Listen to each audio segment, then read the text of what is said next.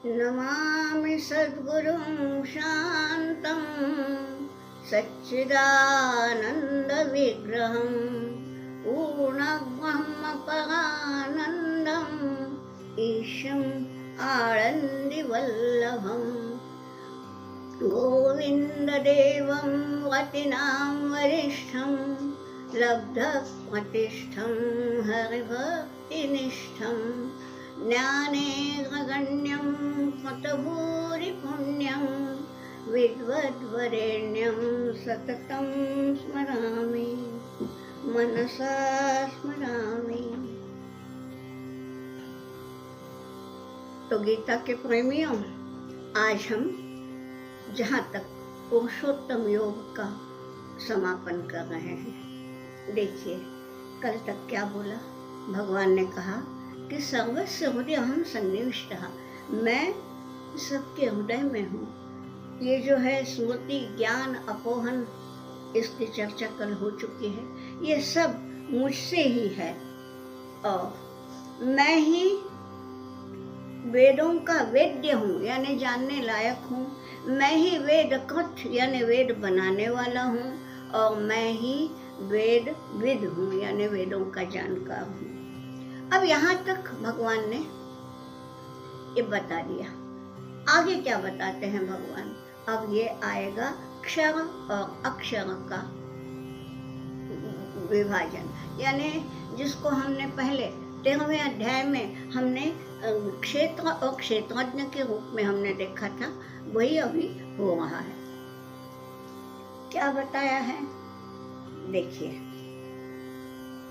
द्वाविमौ पुरुषौ लोके क्षरश्चाक्षर एव च, क्षरः सर्वाणि भूतानि कूटस्थोऽक्षर उच्यते।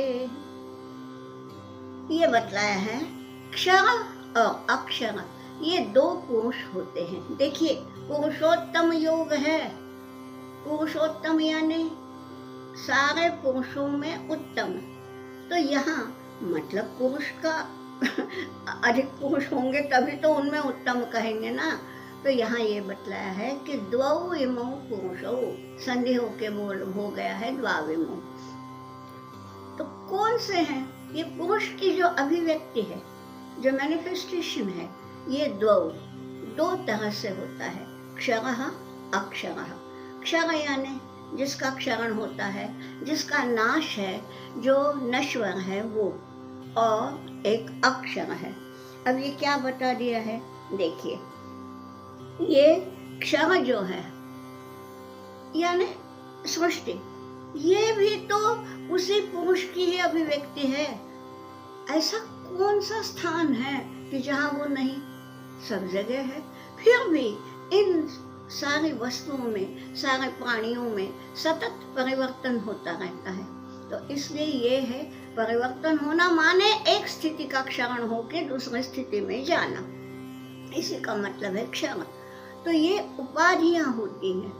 उपाधियां यानी जैसे कोई बच्चा पैदा हो गया तो पहले उसका बचपन है, फिर बाद में उसका यौवन है, फिर बाद में उसका बुढ़ापा है। ये जो है एक एक स्थिति, ये है उपाधियां।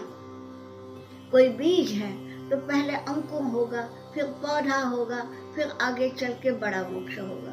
तो ये पौधापन, ये अंकुरपन, ये जो है ये है उपाधियां। तो क्षर जो है वो उपाधि युक्त है, अक्षर जो है वो उपाधियों से पूरी तरह से मुक्त है, क्योंकि वो स्वयं निर्गुण निराकार है। तो यहाँ क्षर और अक्षर, जब उपाधि ही नहीं तो उसका समापन भी नहीं, उसका क्षरण भी नहीं, और क्षरण नहीं, इसलिए मतलब वो है अक्षर है। ठीक। फिर ये बतलाने के बाद क्षर और अक्षर, इन दोनों शब्दों का विश्लेषण भगवान करते हैं। क्षरः सर्वाणि भूतानि, सर्वाणि भूतानि, ये जो भी भूत मात्र दिख रहा है, यानी मनुष्य प्राणी हो या जानवर हो या पक्षी हो या कुछ भी है, ये जो भूत यानी बनाया हुआ, भू भवति माने होना, जिसका जन्म हुआ वो है भूत। तो जिसका जन्म हुआ है, पहले ही बता चुके हैं भगवान कि जातः से वो मृत्यु, जो जन्म जिसने पाया है उसका मरण निश्चित है। चाहे वो वस्तु हो, कोई वस्तु भी बनाई तो एक न एक दिन उसका नाश निश्चित है, क्योंकि वो वस्तु भी भूत है, जात है, जिसका पहले जन्म नहीं हुआ, ऐसी वस्तु है। यहाँ ये बतलाया है कि सर्वाणि भूतानि, ये क्षण पुरुष है। देखिए, भूतानि शब्द का बहुवचन है, लेकिन क्षण शब्द का एक वचन ही है। क्यों?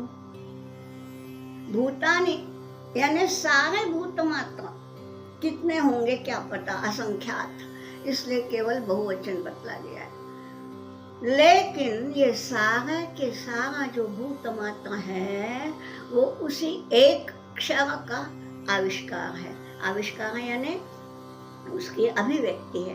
पुरुष जब अभिव्यक्त होता है तो अभिव्यक्ति में उपाधियां आती हैं, क्षरत्व आता है, तो इसलिए ये क्षरः सर्वाणि भूतानि। ठीक, फिर क्या बताया है? कूटस्थः अक्षर उच्यते। अब ये कूटस्थ यानी क्या? यानी ये समझ लीजिए कि अक्षर पुरुष जो है सारी सृष्टि है। हमारे उपनिषदों में इनको अपरा और परा बतलाया गया है। खैर ये सब भगवद गीता भी क्या है, सारा उपनिषदों का सार ही तो है। 7वें अध्याय में ये भी बतलाया है, अपरयमितस्तन्याम प्रकृतिम विद्धि में पराम, तो वहाँ भी अपरा और परा बताया ही है।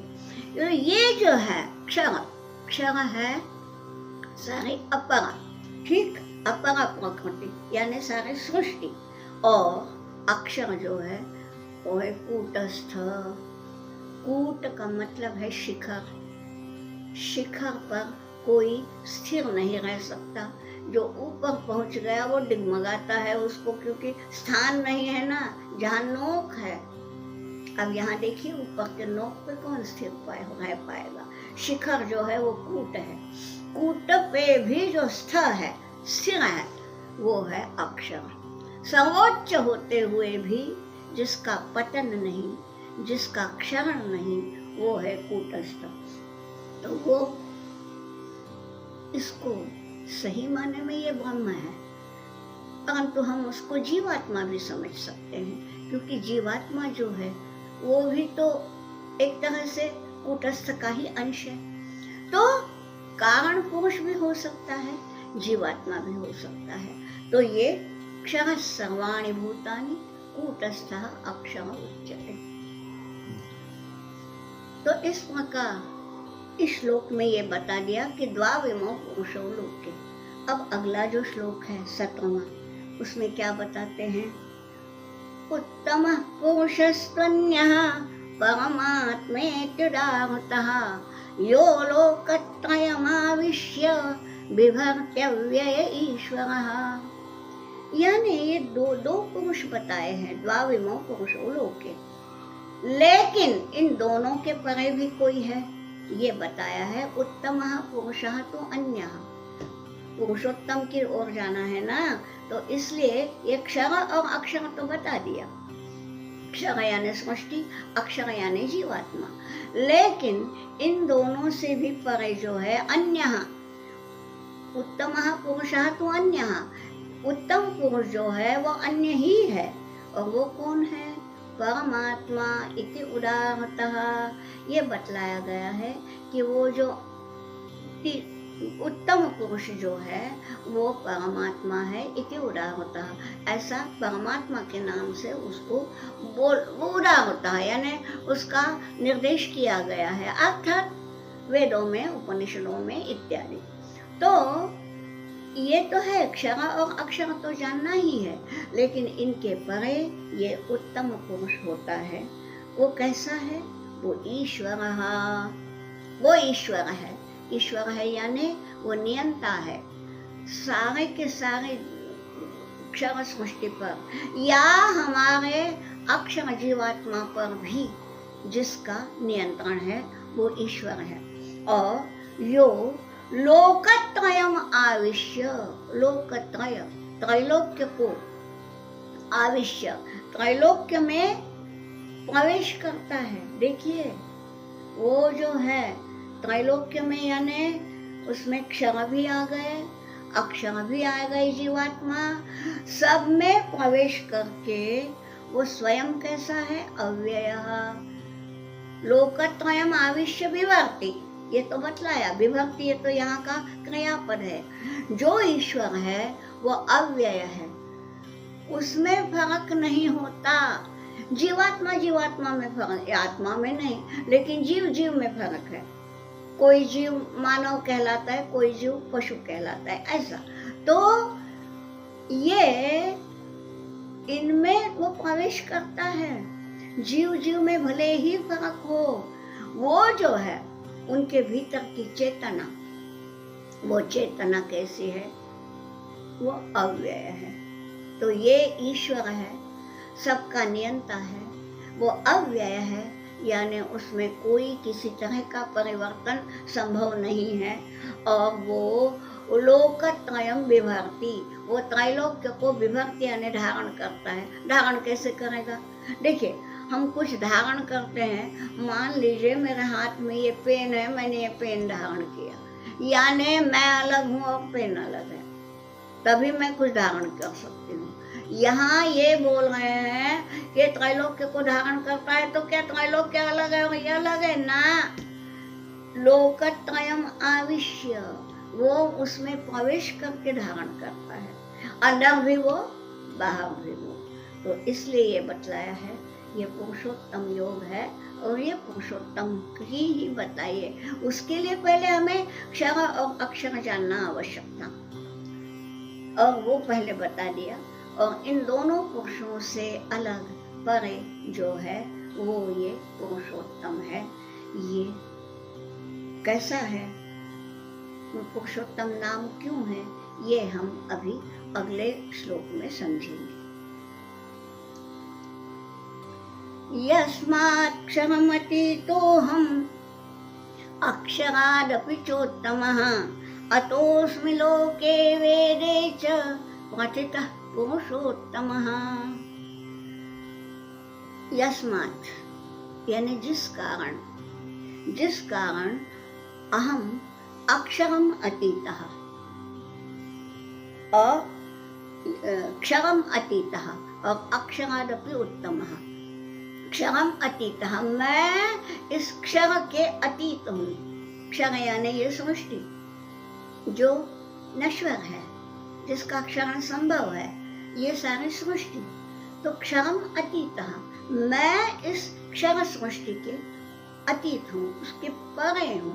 ठीक है, ठीक है, तो मैं अक्षर हूँ, लेकिन नहीं, अक्षरादपि च उत्तमः, मैं अक्षर से भी उत्तम हूँ। अक्षर जीवात्मा भी तो है, जीवात्मा कहाँ मरता है? देखिए, देह छूट जाता है, जीवात्मा तो अमर है ही, तो उसको भी हम अक्षर बोलेंगे। लेकिन मैं अक्षरादपि च उत्तमः, मैं क्षर से तो परे हूँ ही, इसलिए मुझे नाश तो संभव ही नहीं है मेरा, लेकिन मैं अक्षर जीवात्मा से भी परे हूँ। अक्षरादपि च उत्तमः। ठीक, इसीलिए अतोह, अतः यानी इसीलिए, अतोऽस्मि लोके वेदे च प्रथितः। लोके यानी ये लोक व्यवहार में, यानी इस दुनिया में, और वेदे यानी वेदों की श्रुति वाक्यों में, प्रथितः, मैं प्रथित हूँ यानी प्रसिद्ध हूँ।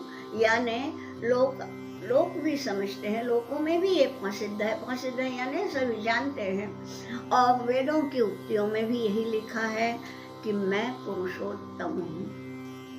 अब ये पुरुषोत्तमत्व यानी क्या? अब हमारे लोक व्यवहार का उदाहरण लेके बताती हूँ। ये होता क्या है, ये पुरुषोत्तम है ना, उसको हम समझेंगे पावर हाउस। ठीक है, उससे सारे करंट्स आते हैं। पावर हाउस नहीं होगा तो हमें करंट मिलेगा नहीं।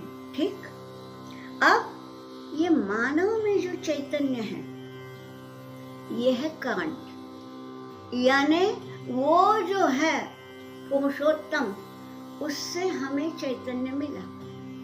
ये आ गया। ये चैतन्य जो है, हम भी जो चल रहे हैं फिर रहे हैं, ये जो चेतना है, ये जो सजीवता है, ये सजीवता केवल वहां से पावर हाउस से मिला है, चैतन्य इसलिए है। ठीक, होता क्या है, अब ये हम बोलते हैं चलते हैं, ठीक है, तो ये कैसे चलते हैं, ये इंद्रियों के कारण। आंख है देखती है, मुंह है बोलता है, वाचा है मतलब यानी कर्मेंद्रिय। तो ये इंद्रियां जो हैं ये हो गई हमारे उपकरण, यानी चाहे पंखा हो चाहे ट्यूबलाइट हो, अलग अलग हैं, उपकरण अलग अलग हैं, सब में जो है करंट वो है जीवात्मा। तो वो आया कहाँ से है, पावर हाउस से आया है। तो देखिए हुआ ये है कि इंद्रिया रूपी विद्युत उपकरणों से ये हम करते हैं, फिर मर कैसे जाते हैं। अब भाई फ्यूज उड़ता है ना, फ्यूज उड़ेगा तो क्या होगा, ये उपकरण काम नहीं करेंगे, न पंखा चलेगा न ट्यूबलाइट प्रकाश देगी, इसका मतलब करंट नहीं गया, हमारे यहाँ का फ्यूज उड़ गया, ये बात है। ये अगर समझ लिया तो ये पूरा पुरुषोत्तम समझ में आता है कि पुरुषोत्तम जो है वो है पावर हाउस। और फिर क्या होता है, पुनर्जन्म कैसे हुआ, ये भी हमें विचार में आता है। हाँ भाई फ्यूज उड़ गया तो ये शरीर गिर गया, पुनर्जन्म कैसे हो गया। अरे भाई मेन स्विच चालू कर दिया, मेन स्विच चालू कर दिया, फ्यूज लगा दिया, हो गया। ये सब जो है ये पूरा का पूरा खेल ये चैतन्य का है, ये है पुरुषोत्तम योग। क्या बतलाया है भगवान ने, यस्मात् क्षरम अतीतोहम, मैं इस सारे क्षर चीजों से या व्यक्तियों से या स्थानों से मैं परे हूँ, यानी ये जो उपकरण है हमारे देह इत्यादि, इससे मैं परे हूँ। अक्षरादपि च उत्तमः, अक्षर जो है हमारा जीवात्मा, इस जीवात्मा से भी मैं बड़ा हूँ, क्योंकि जीवात्मा जो है ना, भाई फ्यूज उड़ गया तो गया जीवात्मा, तो वो जीवात्मा से भी मैं, क्योंकि ये जो है पावर हाउस उसको मरण नहीं है।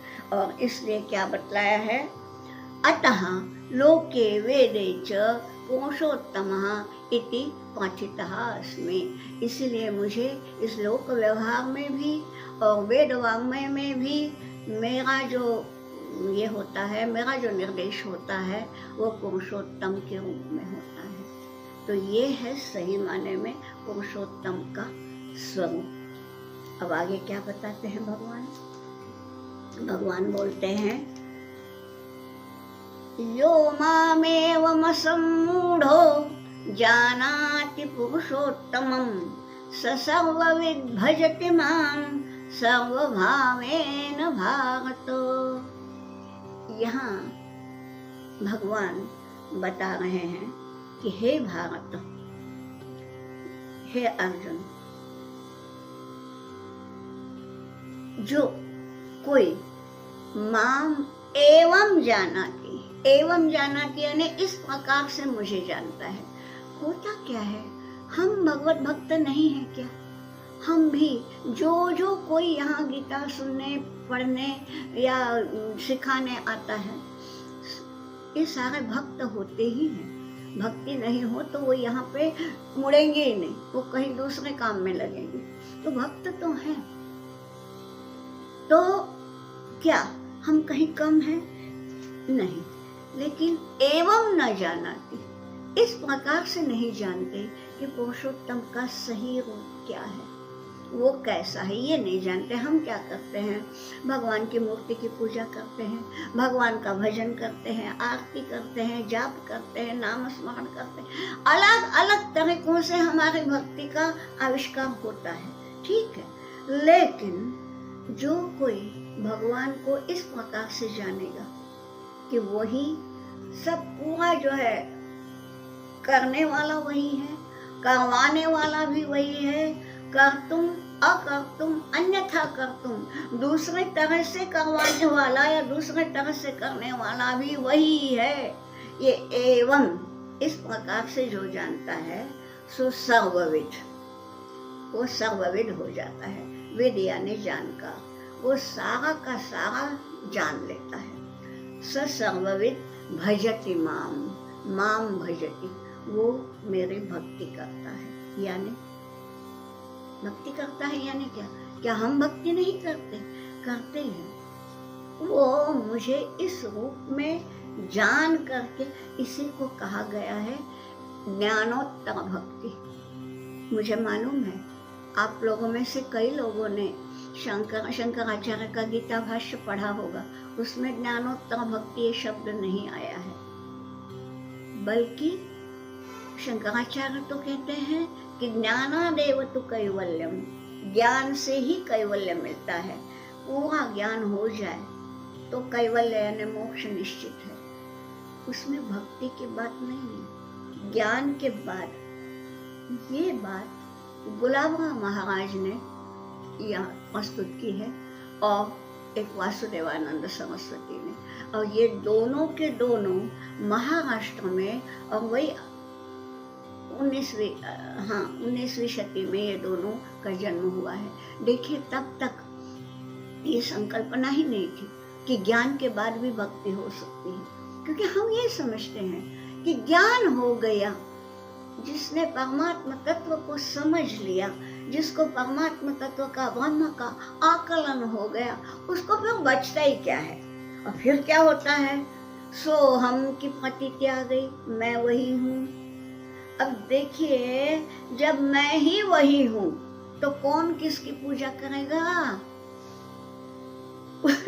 पूजा करने के लिए द्वैत आवश्यक है कि तुम स्वामी हो, मैं भक्त हूँ, तुम अंशी हो, मैं तुम्हारा अंश हूँ, या कुछ भी, आप पिता है, मैं बालक हूँ, किसी भी भावना है, बहुत है, किसी भी भावना से। तो वो मी वल्लभा तो कांतु, ये बोलते हैं हमारे ज्ञानेश्वर बोलते हैं, किसी भी नाते से, लेकिन द्वैत तो है।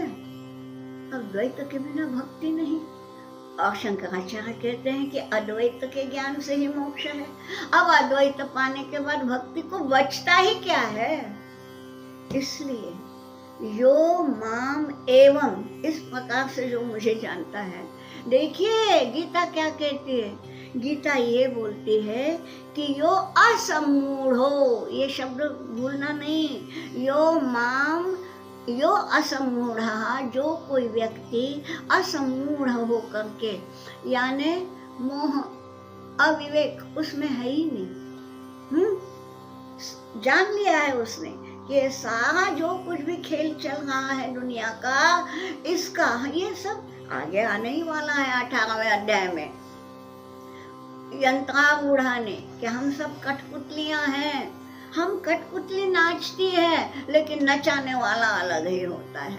तो हम कठपुतलियां हैं, जो हम चलते हैं, बोलते हैं, खाते हैं, पीते हैं, सोते हैं, ये सब कुछ जो हमसे करवाता है वो सूत्रधार अलग है। ठीक, यो एवं, इस प्रकार से असम्मूढ़ होकर के, यानी पूरे अज्ञान को पार करके, माम पुरुषोत्तमम जानाति, जो जानता है कि मैं पुरुषोत्तम हूँ, जैसे अभी बताया, पावर हाउस हूँ, ये जो जानता है सो सर्वविद, वो सर्वविद हो जाता है, उसको सारा ही सारा ज्ञान मिल जाता है। छांदोग्य उपनिषद में बड़ा अच्छा है, वो उतना समय नहीं है अपने पास, लेकिन वहाँ आरुणि श्वेतकेतु से पूछते हैं कि क्यों है तुम गुरुकुल जाके आए और बड़े अनुचानुमानी बन गए, यानी खुद को बड़ा ज्ञानी मानने वाले बन गए तुम, लेकिन तुमको ये मालूम है क्या कि एक ही जानने से सबका ज्ञान होता है? तो वो हड़बड़ा जाता है, बोलता है नहीं ये तो मैं नहीं जानता। और तब आगे चल के बताया है कि ये जो है वाचारम्भणम, जाने दीजिए, वहां तक जाएंगे तो उसी में 1 घंटा जाएगा। लेकिन बात ये है कि जिसको जानने से, एक ब्रह्म तत्व को जानने से कि वही करने वाला कराने वाला है, ये जानने से वो सर्वविद हो गया। क्योंकि सारा ये जो ज्ञान है ना, इतिहास का ज्ञान, भूगोल का ज्ञान, रसायन शास्त्र का ज्ञान, भौतिकी का ज्ञान, गणित का, भाषा का, ये सारे ज्ञान जो है ना, ये उस बड़े ज्ञान के अंश हैं।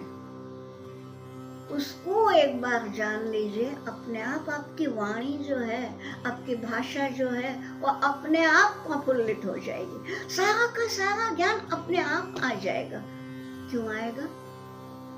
वही तो सब कुछ है। एक को जानने से सब कुछ जाना जाता है। इसीलिए ये बोला है कि वो सर्वविद तो हो गया, ठीक है, फिर भी भक्ति नहीं है तो क्या? जब वो ये सब जानता है तो सर्वविद भजति माम, वो मुझे भजति, मेरी भक्ति करता है। ये गीता ने बताया है और ये गुलाब राम महाराज ने और वासुदेवानंद सरस्वती ने जान लिया। वासुदेवानंद सरस्वती दत्त की पूजा करते थे। वो बोलते थे इसी मूर्ति में है, इसी मूर्ति में है नहीं, ब्रह्म सब जगह है, लेकिन ये जो मूर्ति है, मैं दत्त की पूजा नहीं कर रहा हूँ, ब्रह्म की कर रहा हूँ। इनको कृष्ण की मूर्ति प्रिय लगती थी, गुलाब राम महाराज को, वो उसकी पूजा करते थे। इसका मतलब ये नहीं कि केवल उसी मूर्ति तक है ब्रह्म सीमित ना, मैं कृष्ण के रूप की नहीं, मैं उसके ब्रह्म तत्व की पूजा कर रहा हूँ, ये जो है। लेकिन भक्ति तो है, तो वो सर्वभावेन भजति, जो ये जानता है वो मुझे सर्वभाव से, पूरे के पूरे इससे वो मुझे जान लेता है। होता क्या है, अभी तक हमने क्या देख लिया? सर्वभावेन भारत बतलाया है, और सर्वभाव यानी क्या, अंतिम श्लोक में बताते हैं, इति गुह्यतमं शास्त्रम् इदमुक्तं मया नघ, एतद् बुद्ध्वा बुद्धिमान् स्यात् कृतकृत्यश्च भारत। क्या बोल रहे हैं भगवान? इति मया शास्त्रम उक्तम। अब इति शब्द आया है, हम जानते हैं मराठी में तो शब्द प्रयोग ही है, अथ पासून इति पर्यंत। अथ यानी किसी भी काम का प्रारंभ और इति माने उसी काम का समापन। यहाँ इति शब्द आया है, यानी जो जो कुछ भी अर्जुन को बतलाना चाहते थे भगवान, वो सारा कुछ हो चुका है। इति गुह्यतमं शास्त्रम मया उक्तम, जो गुह्यतम शास्त्र है, ये गुह्यतम शब्दों के ऊपर पहले विवेचन हो चुका है, अब मैं उसको रिपीट नहीं करती। तो क्या है ये जो गुह्यतम शास्त्र है? ये मया उक्तम, ये मैंने अभी तक जो बतलाया उससे ये शास्त्र मैंने पूरा बता दिया, ठीक है। और एतद् बुद्ध्वा, ये सब जान करके बुद्धिमान स्यात्, ये जानोगे तभी तुम बुद्धिमान होगे। अभी तक बुद्धिमान नहीं कह रहे हैं भगवान। भगवान ने अर्जुन को ये बोला है कि ये इतना इतना मैंने तुमको समझा दिया है। इति यानी अब समाप्त हो गया, जितना भी मुझे कहना था वो मेरा सारा कथ्य समाप्त हो गया, ठीक। एतद् बुद्ध्वा, अब ये जानने के बाद बुद्धिमान होगा। बुद्धिमान तुम्हें यदि बनना है तो ये सब जानो। जानो यानी अब ज्ञान तो दे ही दिया, होता क्या है अजय, हमारे गुरु तो हम सदैव ज्ञान देते ही रहते हैं। गुरु तो बस परमात्मा का ही अंश है। गुरु के मुख से मिलना माने बहुत बड़ी भाग्य की बात है, लेकिन गुरु तो देते हैं क्योंकि वो ममता की, स्नेह की मूर्ति है। ममता यानी ऐसी ममता नहीं, ममता नहीं, प्रेम। तो वो प्रेम की, स्नेह की मूर्ति है, वो तो सबको देते हैं। कितने लोग हैं जी जो इसका चिंतन मनन करते हैं? जो चिंतन मनन करेगा वही बुद्धिमान होगा, वरना गुरु जी तो बताते हैं, हम एक कान से सुनते हैं दूसरे कान से छोड़ देते हैं, ऐसा नहीं चलेगा। ये भगवान बोलते हैं कि एतद् बुद्ध्वा। अब किम बुद्ध्वा, क्या जान करके? क्या क्या बतलाया है। ये देखिए, ये समापन है। आप बोलेंगे कि मैं समापन कैसे बोलती हूँ, अभी तक 3 अध्याय तो बाकी हैं, 16वां है, 17वां है, 18। देखिए 18वां अध्याय जो है ना, वो सारा उपसंहार है, यानी अभी तक जो बतलाया उसका एक पूरा सारभूत करके 18वें अध्याय में बतलाया गया है। और 16वां और 17वां जो है, जिसको आज हमारे भाषा में हम बोलते हैं ना अपेंडिक्स, एक पुस्तक है। पुस्तक में जो जो कुछ भी कठिन शब्द आते हैं और उसके लिए हम लिखा जाता है, लेखक लिखता है कि हाँ भाई परिशिष्ट में देख लीजिए। तो ये परिशिष्ट है। 16वां और 17वां अध्याय जो है ना, वो परिशिष्ट है। गीता जो है, गीता में जो कहना है वो यहाँ समाप्त हुआ है। तो इसलिए ये तद्बुद्धवा। तो क्या क्या जान करके देखिए। पहली बात तो ये है, क्षेत्र का ज्ञान होना चाहिए। क्षेत्र है ये दुनिया, क्षेत्रज्ञ है वो भगवान, वो ज्ञ है और उसका ही अंश मुझ में है। ये विवेक होना चाहिए, क्षेत्र क्षेत्रज्ञ विभाग। फिर उसके कारण क्या होगा, संसार से विच्छेद होगा। हम संसार में रहेंगे, चलेंगे फिरेंगे, भाई देह है, जब तक देह है तब तक देह की सारे क्रियाकलाप, सारी गतिविधियां होती रहेंगी, क्योंकि देह है।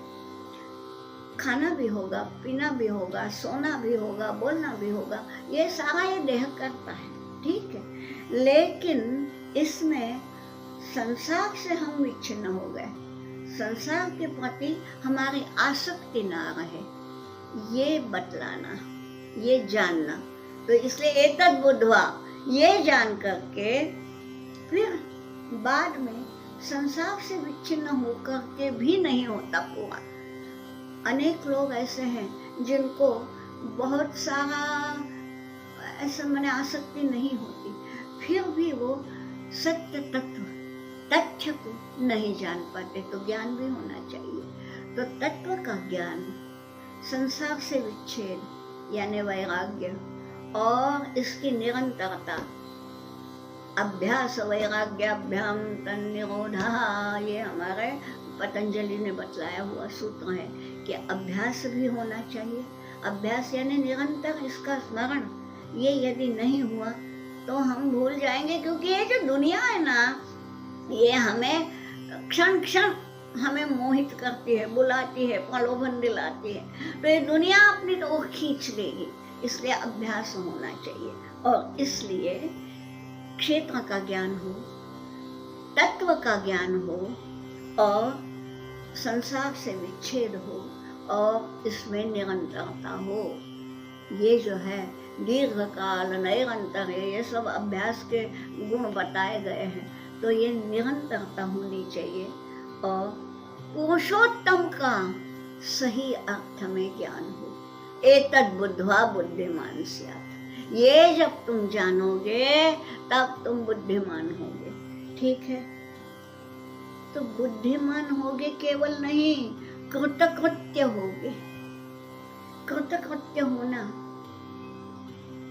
क्या होता है, जैसे कोई सिक्का होता है ना, बहुत ज्यादा यदि उसको प्रयुक्त किया गया तो उसके ऊपर का जो है ना वो मिट जाता है, गुड़गुड़ित जिसको बोलते हैं मराठी में, और वैसा सिक्का काम में नहीं आता, ठीक है। ये कृतकृत्य शब्द भी ऐसे ही हो गया है। हम मराठी में कई दफ़ा बोलते हैं हम कृतकृत्य हो गए। क्या किया भाई, तो ठीक है मैंने इतना इतना काम किया, अब मैं सेवानिवृत्त हो गया, मैंने इतना अच्छा बंगला बना लिया, अब मैंने बच्चों के नाम से ये कर दिया, कृतकृत्य हो गया। हुए क्या, इतने से ही कृतकृत्य हो गए। ये कृतकृत्य शब्द का अवमूल्यन है। यहाँ भगवान बोलते हैं कि तुमको यदि कृत्य यानी क्या, जिसने जो कृत्य है यानी जो कर्तव्य है, जो करना है, जो जिम्मेदारी है, दायित्व है, वो जिसने किया वो कृत्य हो गया, ठीक। मैंने कई लोग देखे हैं, कि जो एक घर बनाते हैं उसका नाम देते हैं साफल्य, सफल हो गए। एक घर बना लिया, हो गए सफल। सफलता इतनी सस्ती है क्या? सफलता वो है कि जब जाने दीजिए। तो ये बता रहे हैं कि तुम्हें, भगवान बता रहे हैं कि कृतकृत्य तुम तब बनोगे जब तुम क्या जानोगे कि क्षण अलग है। तो क्या है जानना, है क्या है, इससे संदेश क्या दिया है? ये बतला दिया है कि ये देह जो है वो क्षण है, ये पहले समझ लो, ठीक है।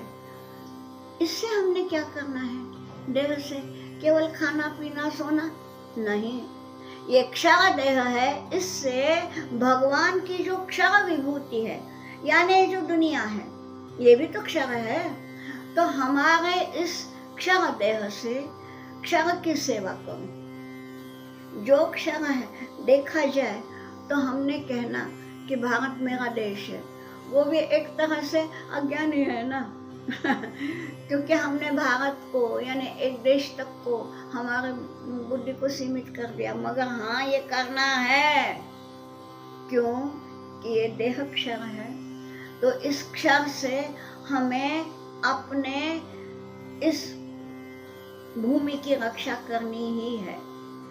इसके लिए हमने प्राणार्पण करना ही है। यदि कोई ऐसे है, दुखी है, दीन है, तो उनकी सेवा करनी ही है। क्षण से क्षण की सेवा करना। और फिर जो अक्षर है, भीतर जीवात्मा बैठी है, तो ये जीवात्मा से क्या करना? इससे अक्षर का चिंतन करना। जीवात्मा अक्षर का चिंतन करता रहे और क्षर देह से क्षर की सेवा होती रहे। ये है कृतकृत्यता।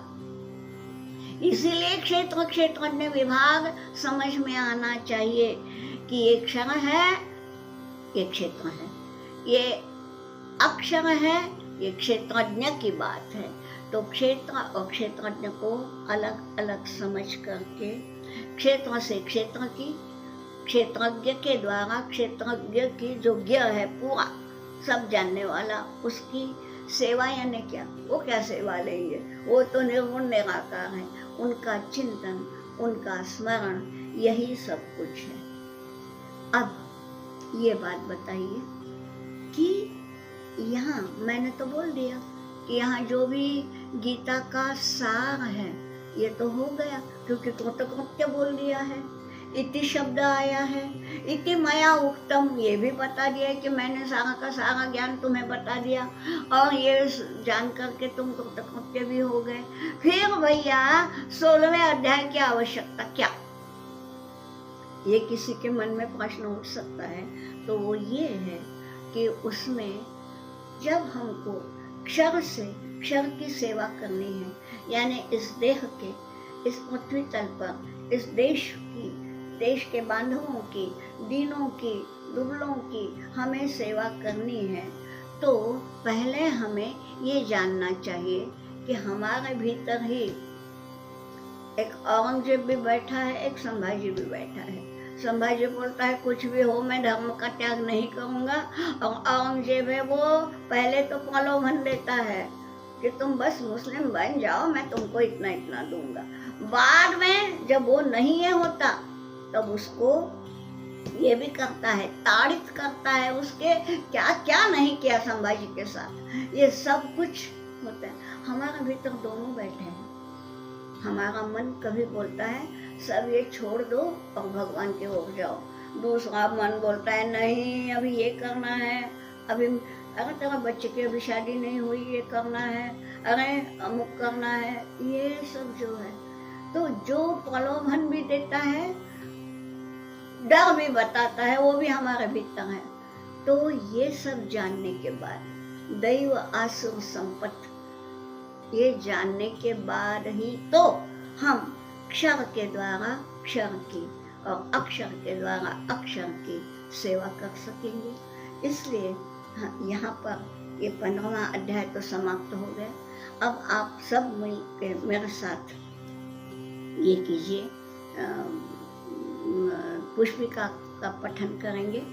अब बाद में यहाँ पे विराम देंगे। कल 16 अध्याय का प्रारंभ होगा। ओम तत्सदिति श्रीमद्भगवद्गीतासु उपनिषत्सु ब्रह्मविद्यायां योगशास्त्रे श्रीकृष्णार्जुनसंवादे पुरुषोत्तमयोगो नाम पञ्चदशोऽध्यायः। श्रीकृष्ण। योगेशं सच्चिदानन्दं वासुदेवं व्रजप्रियं धर्मसंस्थापकं वीरं कृष्णं वन्दे जगद्गुरुम्।